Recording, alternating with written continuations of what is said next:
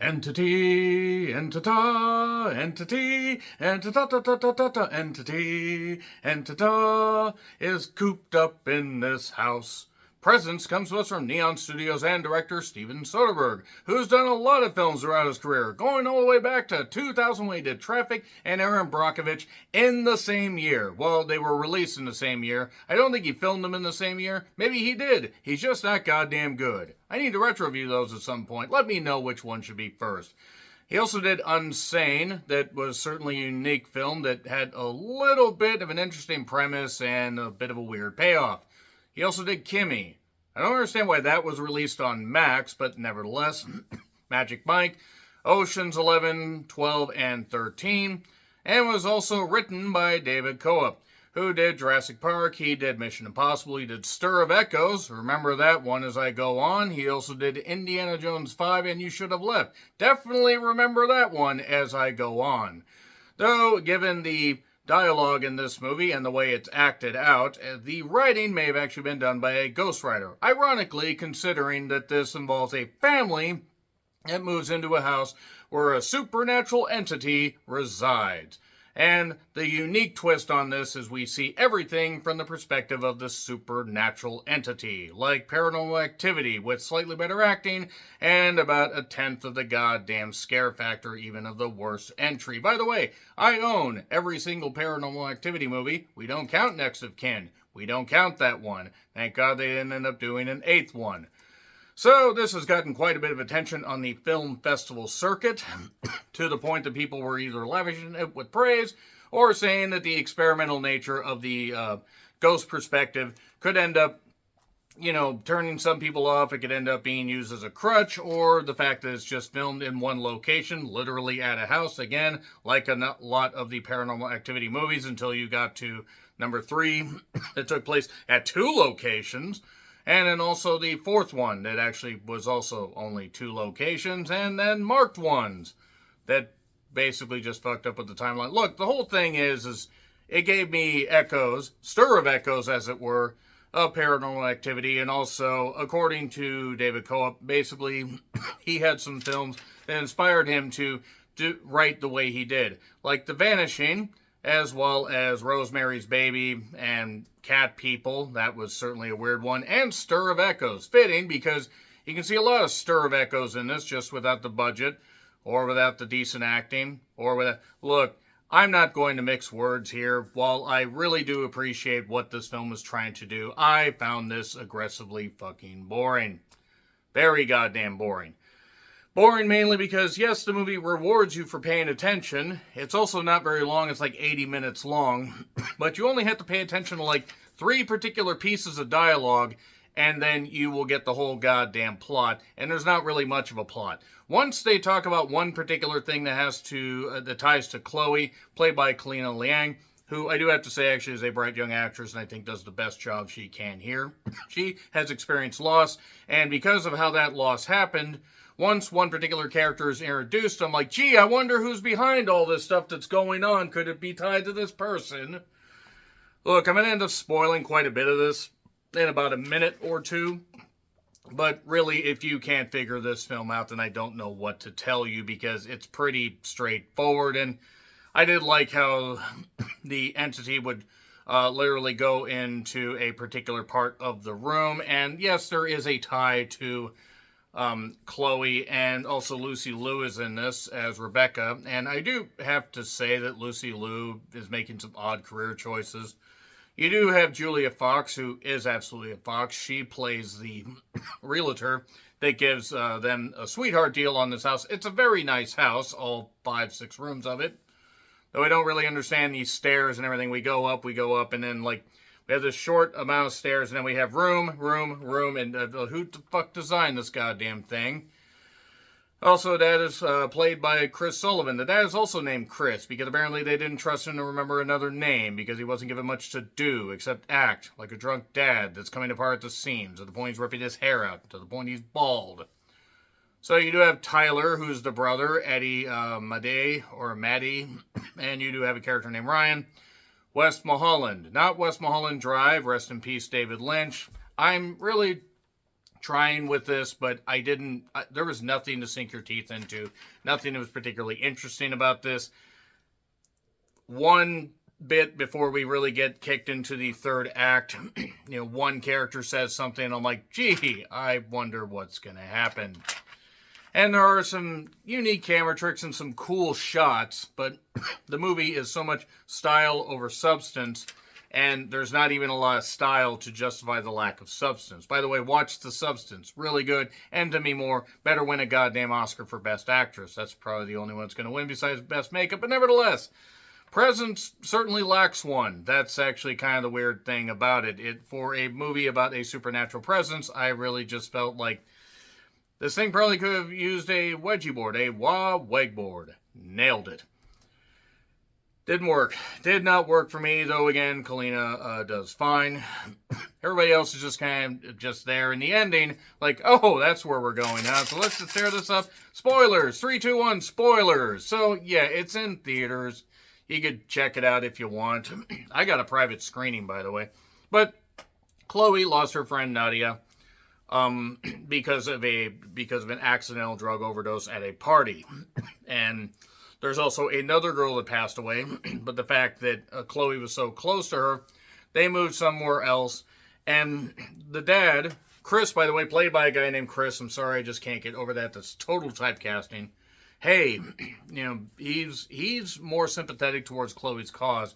While Tyler is apparently a really great swimmer. We know this because he has a Michael Phelps poster and we talk about swimming, or hear them talking about swimming a couple times. Lucy Liu tends to favor Tyler a lot more, sees more potential in him, has kind of just sloughed off the daughter because she's all weird and hasn't talked in a while. She hasn't talked since much, if at all, since Nadia died. That's quickly dispelled when she is talking, not nonstop, but she's talking pretty quickly after that. So, yeah, we see the stuff from the ghost perspective. The ghost hides in the closet. Mr. Ghost Cruise, this has gone long enough, come out of the closet. And it turns out that Chloe feels that this entity that she can sense is her friend. And, something. Like, it feels very, very familiar to her. She is able to sense this. And it does actually turn out that it is Nadia. I actually thought we might have been going with a different perspective, that it might have been one of the family members because of something that a character named Lisa ends up saying a little bit later on before Lisa is introduced. And I'll talk about that character in a minute.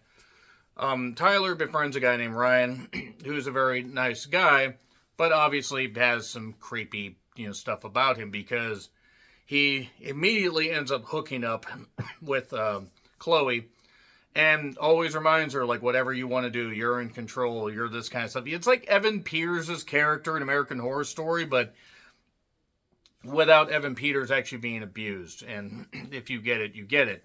The thing about this is, basically, Ryan ends up kind of, bringing him or bringing her into his web because he pretends to be depressed, pretends to be nothing, this kind of stuff. And it's like sympathy, sex, this kind of stuff.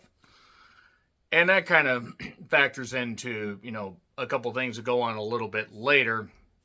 Oh, yes, and the parents are also coming apart at the scenes because of their bad marriage. Tyler is, again, an experienced swimmer that, yeah, he may end up going to a particular college or school or whatever. But the focus of this basically is this entity and its ties to Chloe. And at one point, you have Ryan that basically is going to get juice for them, even though they're drinking quite a bit. A lot of alcohol in this movie among troubled youths, as it were. There is one funny point where, before Ryan and her hook up, that Tyler introduces Ryan, and she says, "What's up?" and all that. And then a little bit later, she says, "You want to see my room?" He's like, "I saw it already." "Oh, a girl's drinking, offering to see her room, and you just say, 'I saw it already'?" By the way, that's about how good my dating game is. That's about how smooth I am. But obviously, Chloe is going to be trapped in something because Ryan, by the way, is the person that is responsible for all this stuff. Why? Because we see him try to drug Chloe with something, whatever the hell it is. But this entity realizes that and knocks the shit over. knocks the goddamn drink over, and now he's all upset. You know, he's playing it up, and you can tell he's upset because he wanted to do something. Oh, yes, and then at one point, the entity's trying to get more attention by wrecking up a room. Wrecks up Tyler's room, even. At one point, before that, knocks down, some stuff in the closet to try and stop Chloe from getting with Ryan, that kind of stuff, trying to stop Ryan from doing what he's doing. And then, basically, the idea, after Tyler's room gets broken up, there's this, associate, shall we say, that I guess Cece knows somebody that is married to somebody. Cece, by the way, is Julia Fox's character. A guy is married to a woman named Lisa who has a particular gift. A gift where she is able to, have a second sight, see ghosts. Because there was this weird mantle in this mirror and stuff like that actually factors into something a little bit later on. And it's been in the house for 100 years. It'd be impossible to move. And she instantly sees the entity and all this kind of stuff and finds out more information, all this stuff. And she says, it's trying to connect with you, it's trying to figure itself out as well. It has something that it is trying to do, and it doesn't know what yet. Because time has no meaning with a ghost. And basically, the parents end up going off to take a trip. Not before Lisa shows back up and says, I saw something. It's trying to prevent something that hasn't happened yet. I saw a window. So there you go. There's your spoil right there. We know that we're going to have some kind of window action. It's going to pain me to see that. So nevertheless, we see Ryan and Chloe hooking up. And Tyler is basically drugged. He's completely drugged. He's given some stuff and he's totally out of it. So Ryan can basically do what he wants. Because earlier he talked about how, this is all you. You're in control. I'm going to do what you want to do. But then he ends up drugging her. Now, earlier, the ghost was able to knock the thing off the table, but I guess either it isn't able to touch Chloe, you could have touched the glass, you could have done something, ghost, but nope, it's fine, that's okay. The ghost doesn't end up doing anything. She ends up drugged, and then it turns out that he killed them, killed the two friends, including her, or the two girls, including her friend. Why? Because why not? And then we get the big old dash of essay, or at least attempted essay. But then, this ghost wakes up, and the ghost wakes up Tyler, and the ghost has been doing this, kind of camera thing. And then ends up waking up Tyler, and Tyler ends up, running into the room, sees Ryan, and runs through a window, and then they fall to the ground. And that's it. That's fucking it. Because then... they're going to move out of the house. The entity is there. The entity has done what it needs to do. And, Rebecca's all scared, all alarmed because she lost her son. And then they're about to leave, and then she looks in the mirror, that mantle, the mirror, and now the entity is Tyler. He came back to save you. See, I thought maybe they were going to go with a route that, it was actually Tyler that was the entity. And it was his future self. He'd already died. His future self trying to warn his past self. But that wouldn't have made any goddamn sense. It was Nadia basically just saying, hey, you need to save your sister. Sacrifice yourself. It could have probably pushed him out the window yourself. But okay, it's fine. Whatever. Yeah, that's it. That's it. That's presence.